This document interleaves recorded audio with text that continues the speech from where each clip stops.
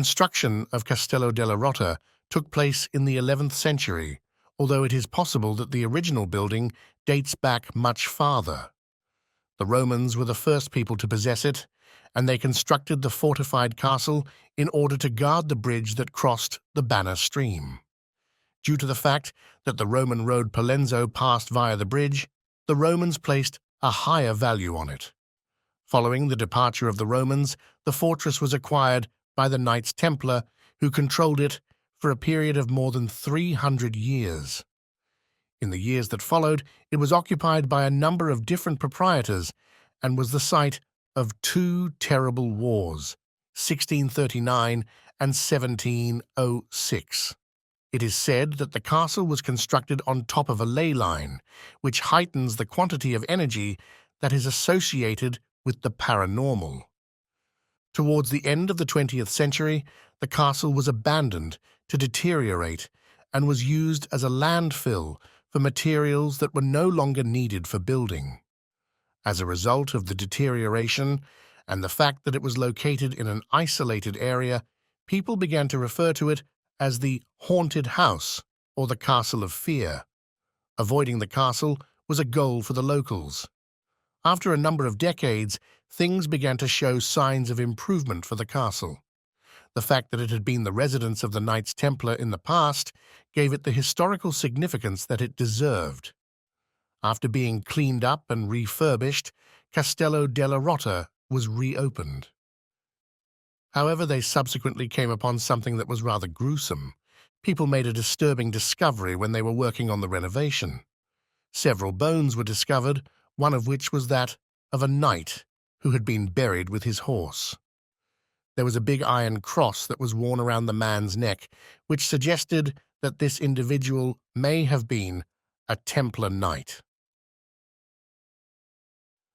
Castello della Rotta is said to be the site of several ghost stories and folklore. However, it is difficult to verify these tales since the castle is now privately held and is not accessible to the general public.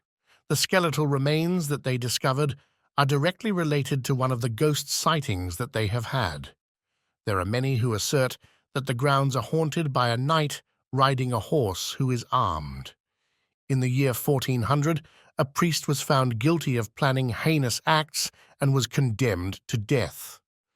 In spite of the fact that he was executed for his schemes, he is still seen strolling about the grounds of the castle with his head in his hands.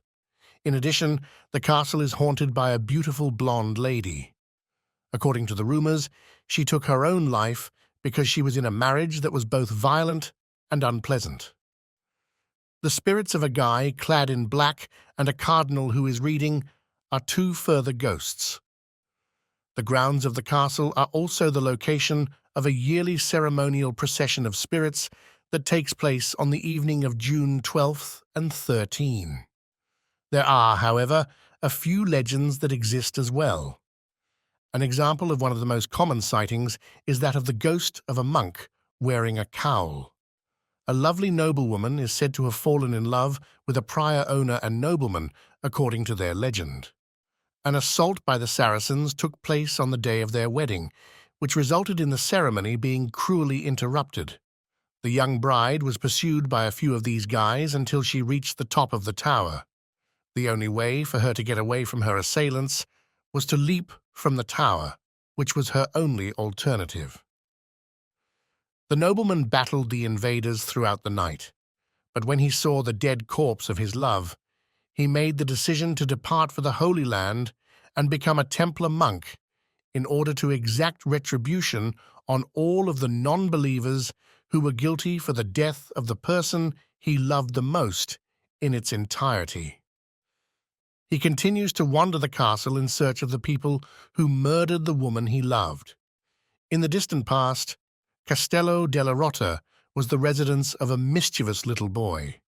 It was difficult for his nanny to deal with him since he would not listen to her and made several attempts to get away from her. Up until the day when he managed to get away from her once again, she did a wonderful job of keeping him out of trouble, which was her duty.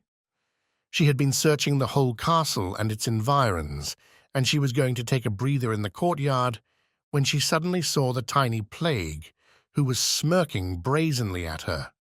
She had been looking everywhere. Suddenly, she became enraged and yelled at the little kid. He was taken aback by this, and by the time he turned around to run again, he was struck by a horse-drawn carriage, which resulted in his instantaneous death. In a state of complete disbelief, the nanny made her way to the kitchen, where she then committed herself. The castle is haunted by both the kid and the nanny at this same moment.